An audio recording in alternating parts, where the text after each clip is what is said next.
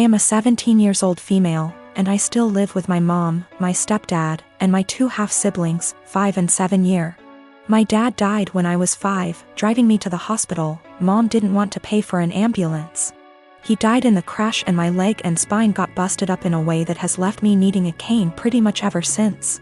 My stepdad's always been a little distant with me. He likes to make jokes about how I'm an early blooming black widow. I think he gets that from my mom, who blames me for my dad's death. I do too, it is my fault after all, so I don't push back on it.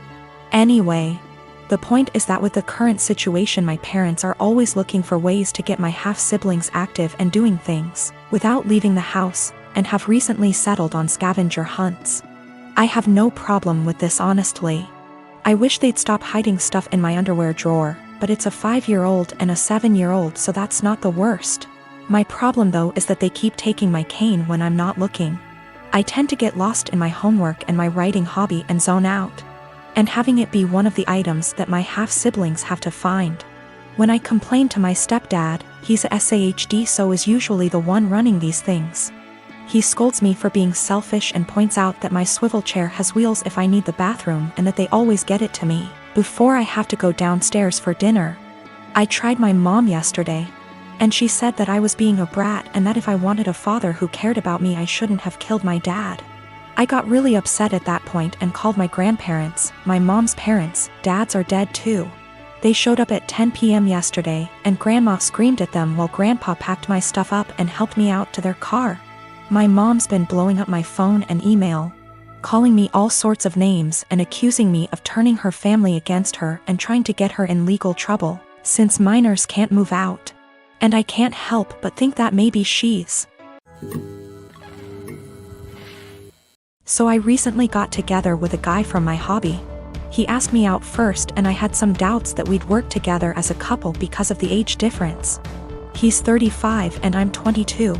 So, in my apartment, since it's an old house that was originally a single-family house, there isn't much soundproofing.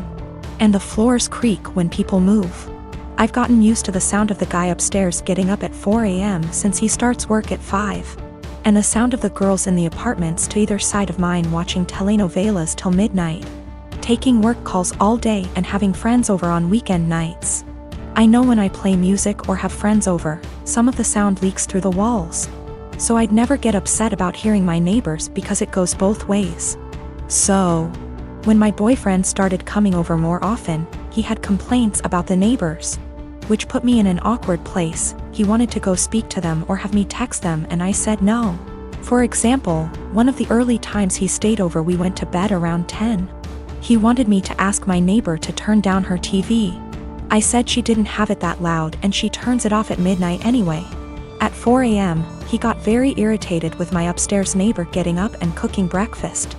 I said that he would be done by 5 because that's when his shift starts. At 7 a.m., he was still trying to sleep in and the neighbor on the other side had some work calls that he said he couldn't sleep through. I offered him earplugs and he said he couldn't sleep with them in either. He wanted me to ask her to quiet down. He had similar comments every time he heard someone else in the building just living their life, especially if it was when he was in bed. I got frustrated with my boyfriend and told him, you can't expect to date a hot young 22-year-old and not want to deal with a 22-year-old's living situation. I don't know if you realize, but this is a normal apartment for someone my age. Hell, my neighbors are pretty great. Nobody's throwing loud parties on work nights. Nobody's having screaming fights. Nobody's having babies. The hot young part was in sarcastic air quotes because those were his words, not mine.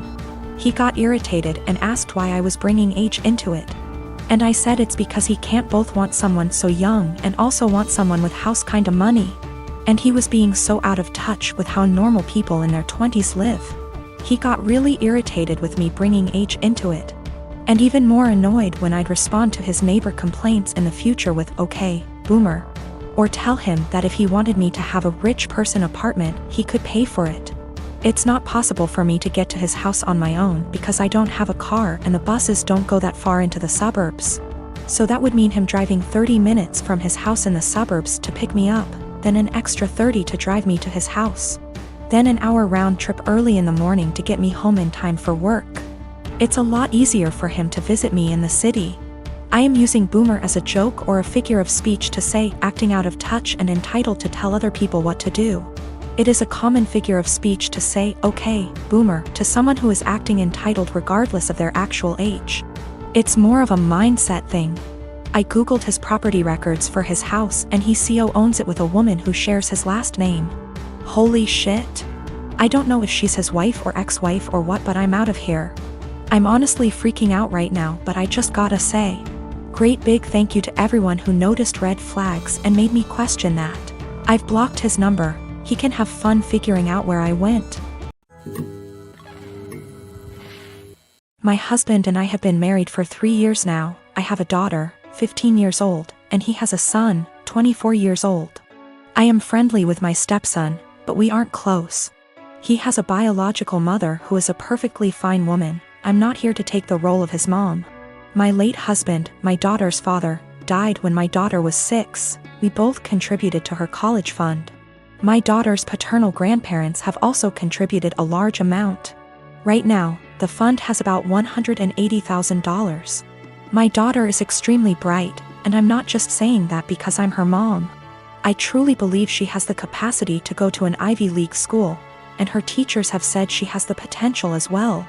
And I don't want costs to hold her back. Our income would be too high to get any meaningful financial aid.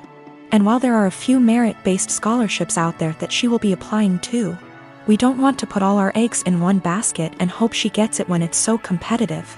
My current husband and I have separate finances. He doesn't contribute at all to my daughter's fund. My stepson is struggling with a heroin addiction and has stolen money, jewelry, higher loans, and electronics from us for drug money. I understand that addiction is a disease, and I personally paid for an outpatient detox for him, which cost $1,000, which failed.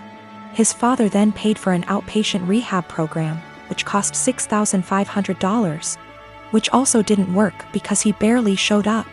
He promised us he'd do better next time and he needed another chance. So I split the cost of another $6,500 outpatient rehab program with my husband, which seemed to work during program, but he relapsed as soon as he got out of it. I have spent so much money, time, and energy and it hasn't helped at all. My husband and my stepson want to try a 60-day inpatient rehab program, which will cost $30,000. I had absolutely no idea where they were supposed to get the money for that, considering the thousands and thousands of dollars that were already spent, and the fact that we no longer had anything of value in our house. They want to use my daughter's college fund, which to me is absolutely off limits. I feel like it's completely unfair to my daughter to punish her for my stepson's addiction. Unfair to my late husband and his parents, but frankly, I don't think spending $30,000 will work. My husband thinks I'm an asshole because I'm prioritizing my daughter's education over his son's life. And he believes medical needs come first. He then asked my daughter if she'd be willing to use $30,000 from her fund to pay for her stepbrother's rehab. And she got very quiet and did not answer. He then got very upset with her and said she was being selfish.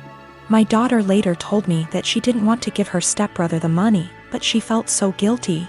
And I am furious at my husband for emotionally guilt-tripping my daughter like that. I dated my ex-boyfriend for a few years and we broke it off a few months before COVID. We were both madly in love and I'm still not over him. My best friend knows this. A few months ago, she started getting distant from me and it's super unusual for me because she needs me for everything. Like just a few things that I helped her do: find colleges, apply to colleges, help donate money for her college fund, help her build her resume, find her therapy, find her a job, and countless other things. I even paid for a lot of stuff for her, like going on trips and such. She didn't really do much for me and was somewhat of an emotional support because we'd always talk about her. But then I really didn't mind and didn't care what I did for her. She was my BFF and you are best friends. They're sisters. Last month, she broke and told me that the reason that she's so distant is because she's quarantining with my ex and they're a thing. Whatever hopes I had of getting back to my ex are squashed because I don't think I can get over him hooking up with my best friend. I'm super heartbroken and I know that you don't own people, but that doesn't mean that you can't be upset about their betrayal.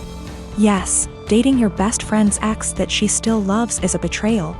She asked me if I was happy for her, because she finally got a good job and a nice boyfriend. That job she has is solely because of me, because I asked an old acquaintance to return a favor by hiring my best friend. He wanted to hire someone else, but I begged him to hire her. I know how people are sometimes hurt, but then they say, "But I'm truly happy for you." I honest to God don't think they mean it, and when I say I'm happy for someone, I want to mean it. I'm not happy for my friend. I just am not. I can't make myself be. I told her as such and told her to stop contacting me. She's now blowing up my emails and DMs because she's so hurt by what I said to her. My dad said that I should have just kept this to myself, since I know my best friend is a sensitive person and is hurt. But what about me? Am I given a sensitivity pass because I've looked after my friend for so long? Do my feelings just stop matching at some point? She called me with the news and said that she didn't know how to tell me, didn't apologize. And then she followed it up with how she's finally doing well and doesn't have to rely on me for money since she has a nice job and also a nice boyfriend. I told her I was not happy for her. I reminded her that I got her the job, she knew and was fine with it. And that I've done so much for her over the years, and she thanks me by backstabbing me and getting with my ex. She knew that it would hurt me, and if she'd done it when I was well over him or with my permission, I'd feel differently. Then, I told her to not contact me again because clearly I'm her friend, but she was never my friend, and I want to stick with people who are supportive toward me and reciprocate my friendship.